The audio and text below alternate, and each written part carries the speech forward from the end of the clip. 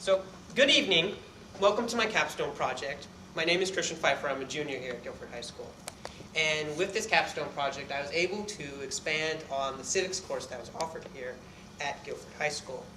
So, I'll be able to tell you what I did with this capstone and why I was interested in it is because I was involved and I wanted to maybe think of this as a career, and definitely I had an interest in politics and government, and then find the personal motivations, like if I were in this career, how would it kind of define me as a person? So what I did in this capstone project is I went to a healthcare rally.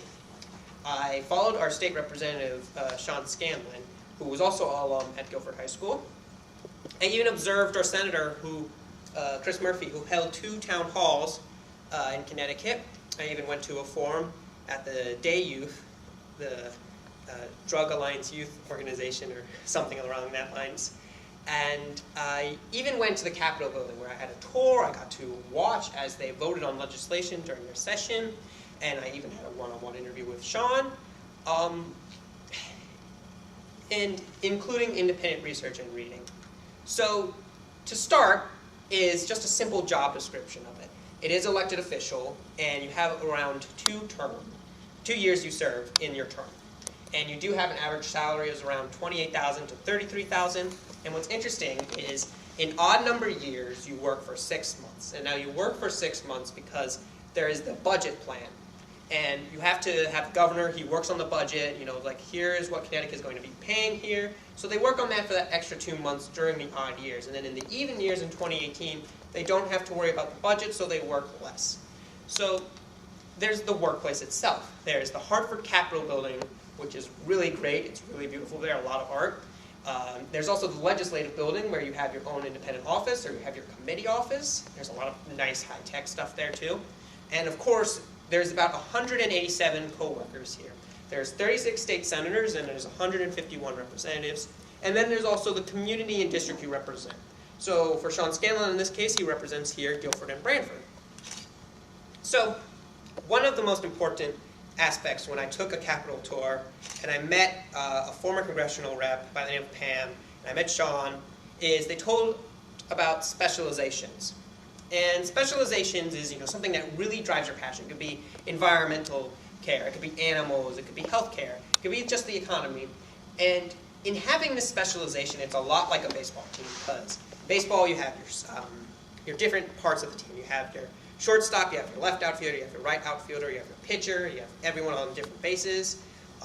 And in having a specialization, it works like that because you have your left and your right. And in being an expert on that field and you want to make a better legislation, you ask your fellow congressperson, hey Jim, who's an economics expert, what can I do to make sure this bill of say, we want to have dogs and cats come in during midterms and finals to ease stress for students in Guilford and Brantford. And he would say, oh, well, it could have this cost, but you should also ask the education committee, Sally or whatever, and she can give you an idea of what would be the process there. And then, besides just a specialization, there's some positive aspects. The work setting is actually really appreciating. It's really nice. You get this nice big room. I would prefer to work in the House than the Senate, actually. It's a little bit more lax, and it's not quite as prestigious, if you will. But you also get to meet a variety of a lot of people with a lot of backgrounds. You get to meet advocacy groups and organizations.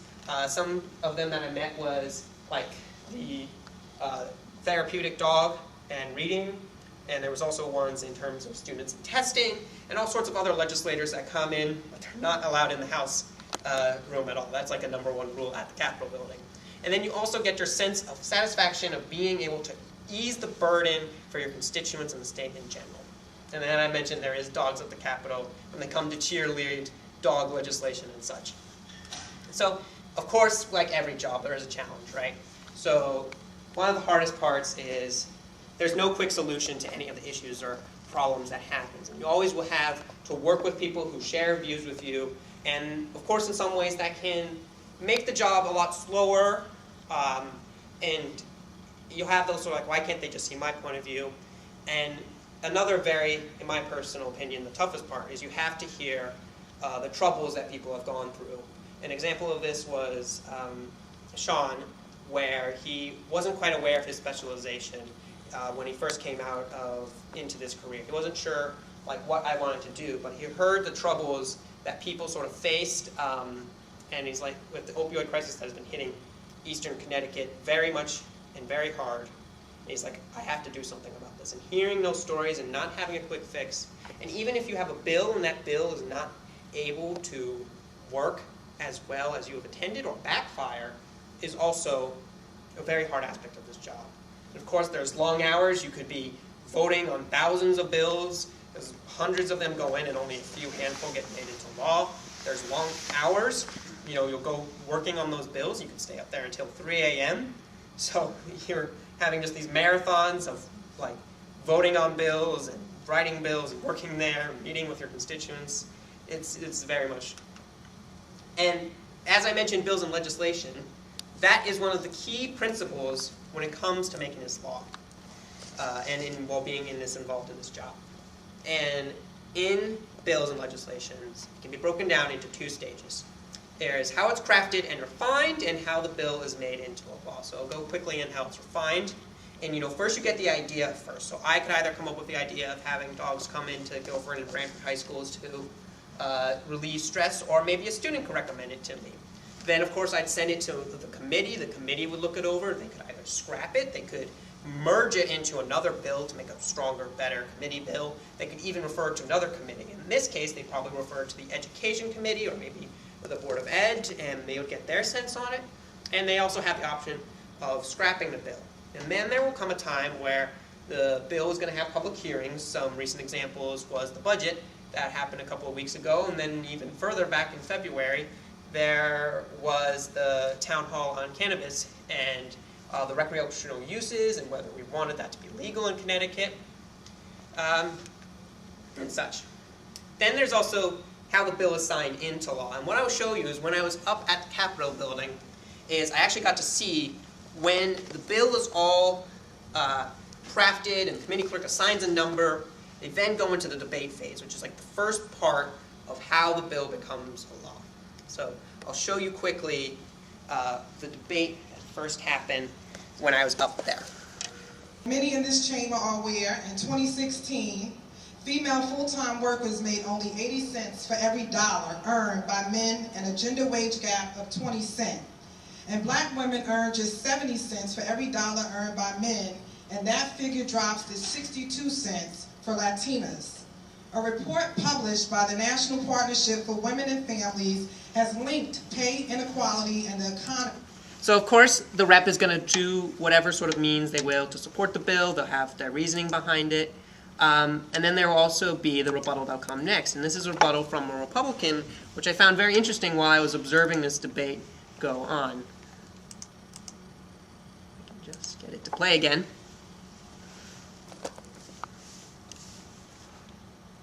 This one's way in more, so it's going to be a lot more difficult. Hello? All right, well, that's not going to work, so I'll come back to maybe show that later. Clicker? Yes, beautiful. So, in addition with the debate outcome, there's a lot of obstacles that can happen when this bill becomes a law. Will be first sent to the House where it originates, and they'll have consensus and agreement of like, yes, we want this bill of having dogs come in during Guilford and Branford High School to help relieve stress for students. But if the House and Senate, they don't agree, they have several options. Either the bill can be killed if it's not agreed in both the House and the Senate, or it can be sent to a joint conference committee where once an agreement is reached, they send it and it's reported there. And then there's also the governor that can veto the bill. And then, like we know, with our own federal system. She was a member of the union. It was a unionized system. Of course it plays. AAUP. And the union contract specified that the university could not hire a professor with the same academic credentials as another professor and pay them a different salary. They required what we guess we'd call today pay equity. My wife had a PhD and a couple of master's degrees, and she was teaching psychology. The university hired an individual who had a degree called a PsyD. That's a doctor of psychology, which, as I understand it, takes about half as long to the academic program. To get that degree is about half as lengthy as for a PhD. And what the university did was it then set the salary for this new hire, a person who had never taught in a university before, at $20,000 more than what my wife's salary was at that moment. And the university union. So, in the gist of that Republican congressman, his view is that if a bill can't really solve that problem, then what's the really point of the bill? Because he is for pay equity and such, but if the bill doesn't do as much, or if it doesn't make a big change, then what's the real point in having that bill? And that is a rebuttal that can definitely happen when you have an obstacle of the bill. So, lastly, and very important, and you have to really ask yourself, is this a job for you? You have to ask yourself, you know, is this really the best way I can make a difference in my community in Guilford and Brantford? And, you know, also if you have a family or if you have friends or you really like how you are, you're like, how is this going to affect me? There's a big commitment, there's expectations, long hours, you know, and then if I decide to run for office, what kind of platform am I going to run? Am I going to be independent? Am I going to be Republican? Am I going to support a campaign, or am I going to be running for myself? And, you know, can you also handle writing the legislation, holding town halls, and being at the Capitol with late hours and such, you know? And you also have to wonder to yourself, what are the characteristics and experiences you can bring? Because creativity is a great way to change up the mold in a sense and really bring in a new way to this Capstone project. One example, of course, was Sean. He did this sort of budget workshop where he had all these different ideas on where people wanted on these sort of tables, and where people kind of collected, or if they had questions and such, he would get a sense of where people were leaning. So maybe if there was like 6 people at a sugar tax, maybe only 4 people at a gas tax increase, then he would probably get a sense of, you know, maybe we want more of a sugar tax increase. And another and very, very important question I've asked myself is, do you want to serve yourself, or do you want to serve others? It's a question, as a civil servant and as a politician, I feel is necessary for the role, and necessary to tell your constituents your answer to that question. So, with that being said, if you're not interested in being a politician, or maybe you're not really interested in serving in public office, there's other ways to be involved. You can speak at a town hall, you can go to a rally, as I did in the cold days of February. Actually it was January. You can also register to vote, and you could even participate in voting, or you could join an advocacy group. That was one way how I sort of got involved in this Capstone, is I joined an animal shelter group, and I felt a need of wanting to help more of animals. So combining that with my political interest, it sort of led to this Capstone project being there. And then, even just giving charitable gifts is a great way. Just supporting your local food drives, blood drives, helping, cleanups, all that great stuff that really can help and just bring the community together. So, in that being said, here is what I decided to do when I went to here. Now it's playing. Great. Awesome. Didn't have to hit anything. It's going to be there shortly. Whoops.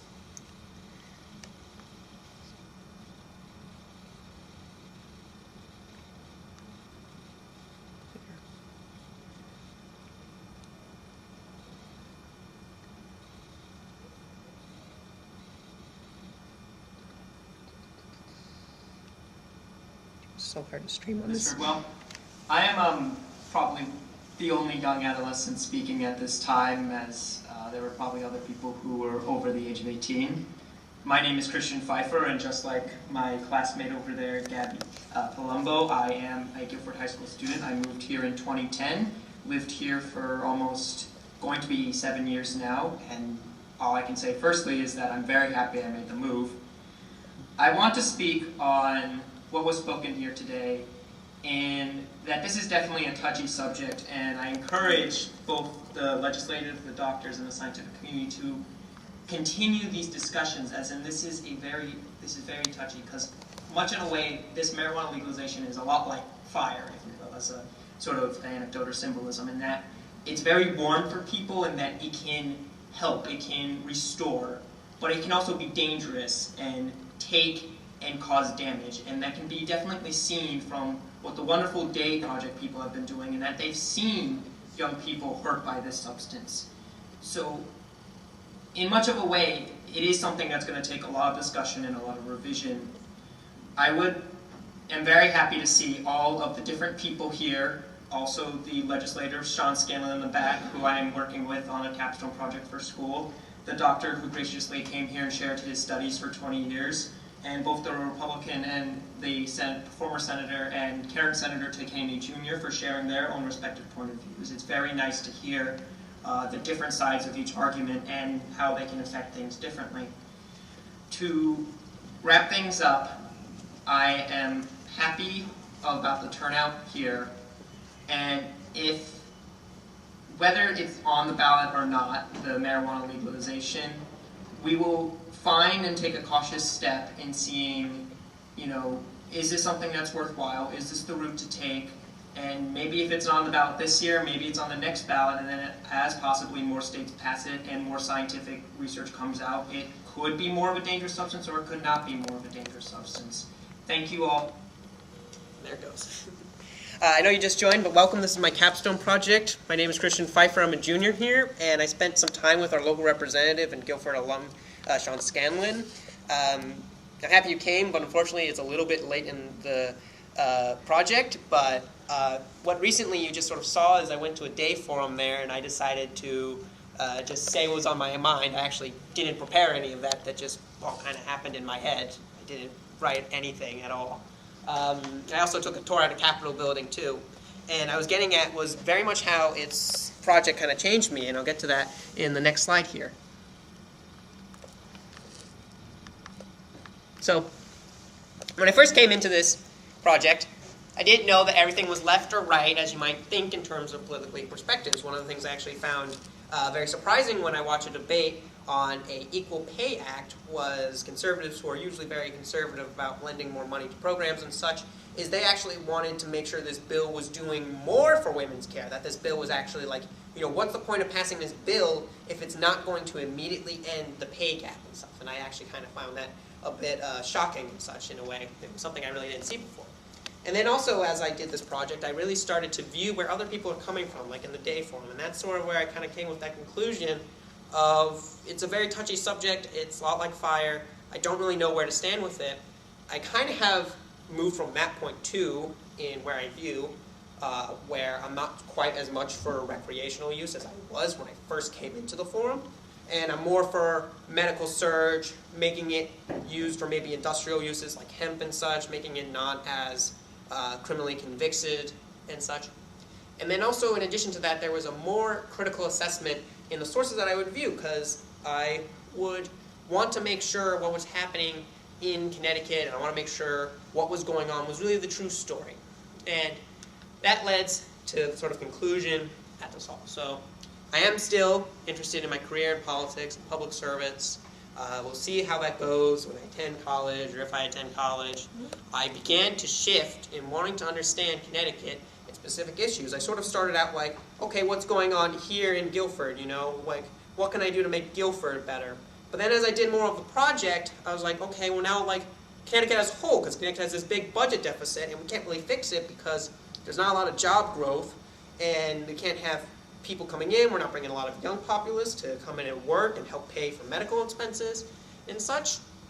And then on money, my investing in money management class, which I also take here at Guilford High School, kind of brought in a sense of, oh, now I understand how the market, economy, money, how that kind of plays a role in Connecticut, and I get an understand of why, we might be so reluctant in infrastructure and things that may cost money, since we're already in like a 5.3 or 1.53 billion budget deficit. I'm a little hazy on the numbers. And in my capstone project, the most memorable is definitely heading to the Capstone Capitol building. And in a ways of like how it worked out unexpected, and I'll talk to that a bit on the Capitol building. When I first imagined this capstone project, I imagined being very hands-on, working on with a public official, seeing him every other week, meeting with him, having a lot of interviews. Slippy. And then other than that, it didn't quite work out as I expected. As a public servant, he is busy a lot of time. It's very hard to communicate with him. And then also as a junior in a very busy year, it's even hard for myself to kind of pull myself away and give a dedication to the Capstone project. I still felt I was able to put a good amount of time, but it was more on research and self-work rather than the together and teamwork with my advisor and my mentor that I would have liked to do. But nothing really goes quite as you plan, and that can be definitely in the same with legislation, and governing, and such. So, with that being said, I finish this here, and I'd like to open up the questions, and if you two in the back, you can ask me what I did prior before you came here. I'm open to that too, and I'm ready to hear some questions. Well, I just wanted, oh, sorry, go right ahead. Oh, no, it's cool. I just wanted to know if you are still interested in public service, specifically what kind of career you're Well, looking at. if I were to do public service, the first place I would definitely start would be at state government. And then if I do get the tremendous opportunity of working in state government, seeing if either I would still like to work in state government or maybe I'd like to work in federal government. I'm not quite sure myself if I want to do a government role or maybe I just want to do something that in terms kind of understanding politics, like maybe understanding law, maybe being a political scientist, or even just being a part of a big community organization is a path that I could say. Is that sufficient for your question? Yes, Yeah. So you're going to say something, Mr. McDonald? I just wanted to make a comment that I'm just so impressed with how passionate, how knowledgeable you are in the topic. And I was wondering what prior knowledge you had before this, because you're extremely knowledgeable.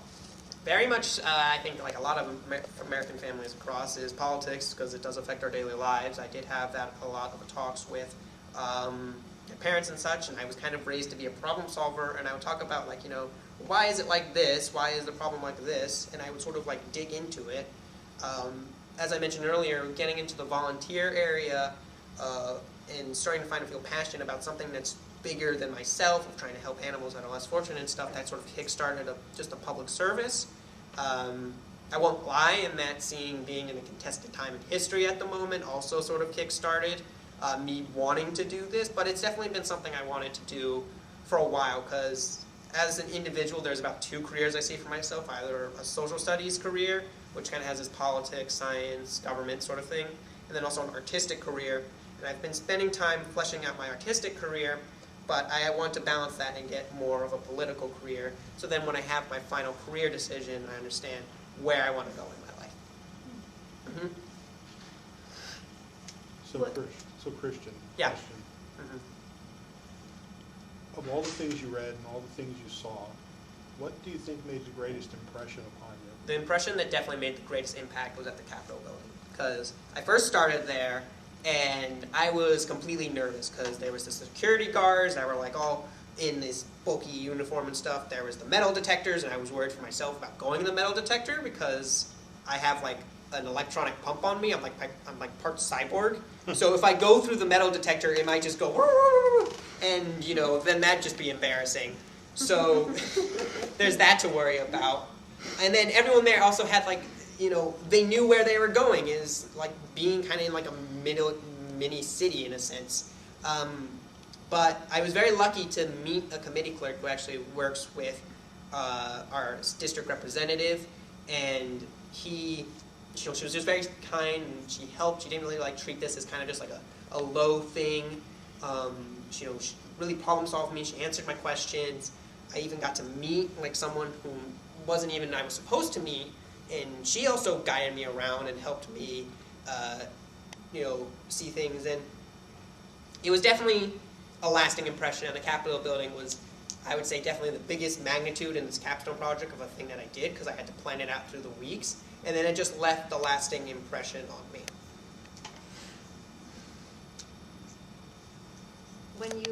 When you spoke, was that at the day forum? That was at the day forum, which was February 23rd. And you did no preparation prior to that? At the day forum? No, I didn't do any That was preparation prior very to that. impressive. You had a question in the back, sir? Yes, and I apologize for being late, so you may have covered this earlier. But in view of your enthusiasm, I can't help wondering how your feelings may be influenced by the present political climate. Well, I want to tell you two things. First, I can't be very political because this is kind of an independent school project. But if I were to answer that question, I would say, like I sort of said earlier, very much a contested history moment, kind of like what happened in 2009 and what's sort of happening now in 2017, right? And seeing just a bunch of people involved in doing something, going either to rallies and stuff, you're like, man, maybe I should kind of get a sense of this, and this is probably the best way for me to, you know, find out more about this job. And I would definitely probably mention also that I think being in this historic time where there's a lot of confusion and a lot of activity, it's definitely, I would say, impacted the work that our legislators do, because they seem to do a lot more work. I know based on what's been happening on the federal level has also affected, you know, here in Connecticut, because when I watched some of the town halls from our Senator Murphy, they asked about what was stuff that was going on the federal level. Representative Sean, he did a bill based on whatever happened with the Affordable Care Act.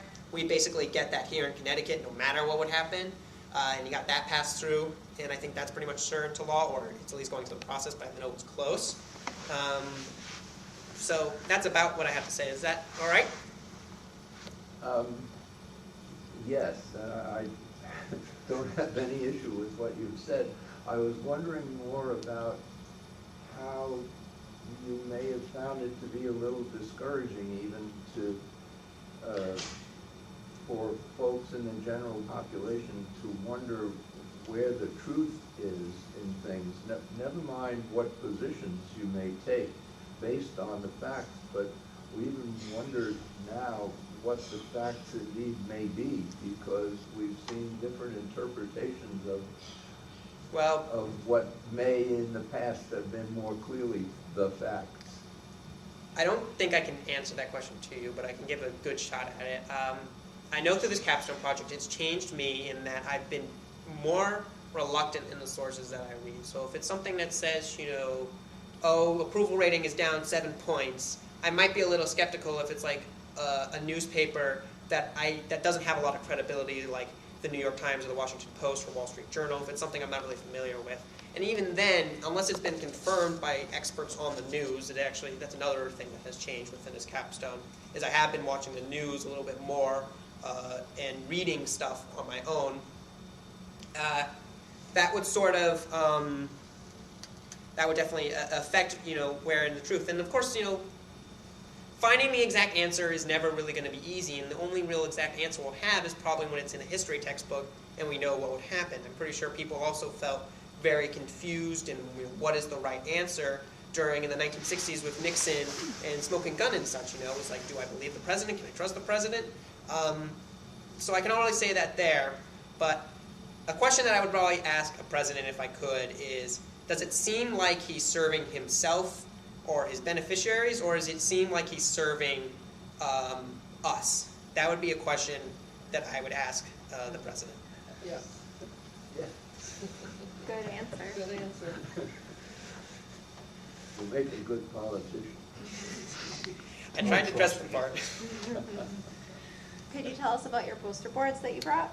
Yeah, so, okay, I can tell you a bit about the poster boards. So, a lot of this was info that I got while I was at the Capstone, like some of these like cards and stuff, and some of the pictures too, which I recommend going to the Capitol building, because something like 60% of the budget was made on making it look appealing. So the majority of the Capitol building is more on like actually looking nice rather than serving its purpose. It still does look nice, but it's mostly filled with just art and all this grand architecture and stuff. So, you know, there's some statues there. There's the Hall of Flags, which has this sort of little Civil War memorial. You can find out like who our state heroine is and who our state hero is. And then over here is a chair. It's a magic chair, and I know it's magic.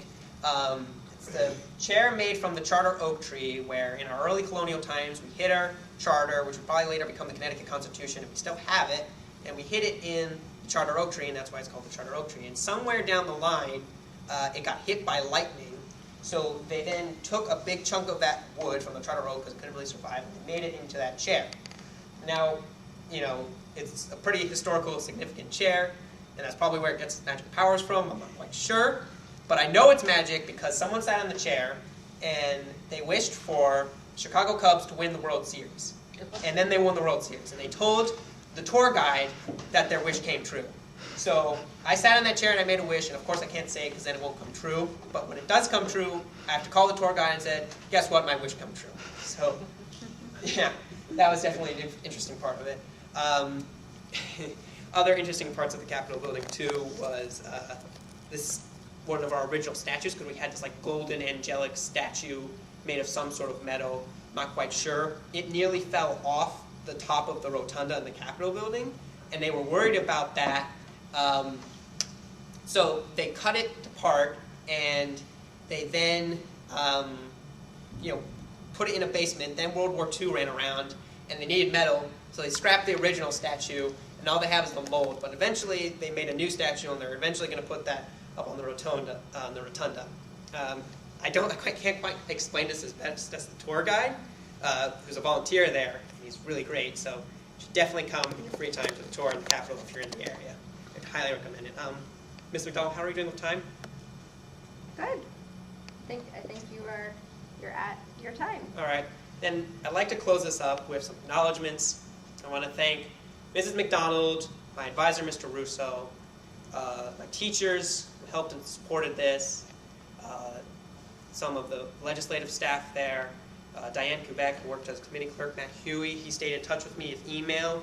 I'm very thankful for him, to my friends, the staff at Guilford High School for offering this capstone project, and to Pamela Sawyer, who took the time as a former representative to just ask this kid who came in during the capstone project to come in and show him around and give him this really great experience here. And then lastly, I'd like to thank Sean Scanlon for agreeing to come and be my mentor for this project and really help me explore this career. So, thank you.